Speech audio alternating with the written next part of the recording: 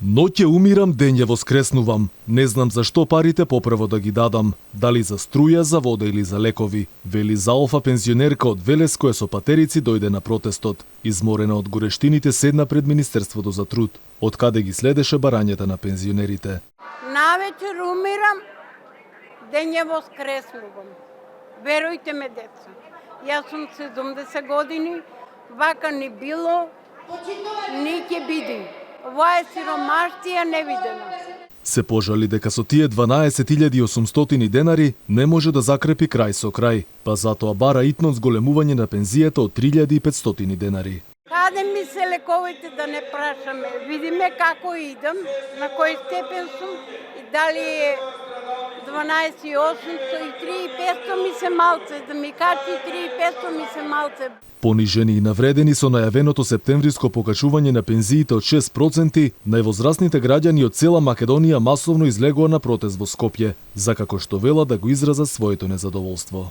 Тешко и жално за една држава да во 21. век си дозволи да згази на достоинството на близу 400.000 своји сограѓани кои представуваат основа на сето она што постои во оваа држава. Овие пензионери кои се дојдени тука и уште поголем број кои не можеа да дојдат од финансиски причини, се гладни. Пензионерот треба да има достоен живот. Пензионерите кои дојдоа од повеќе градови најпрво го изразија револтот пред седиштето на Сојузот на пензионери, а потоа побара и оставка од председателката Станка Трајковска, која неодамна на преговори во владата во име на пензионерите се согласи за процентуално зголемување на пензиите од 6%, што пензионерите го сметаат како неосновано. Нашето 3.500 зголемување годишно за еден пензионер е 42.000 денари, со што ние, почитувани пензионери, толку сме скромни. Овие пари ќе ги употребиме за огрев, ќе ги употребиме за плаќање на електрична енергија или парно и за лековите кои што се многу битни за нас и кои не одржуваат во живот. Откако се изначекаа пред вратата на ресорното министерство кое беше опколено со полиција кога најголем дел од пензионерите се разаминаа, министерката за труд ги прими на средба и ги сослуша нивните барања.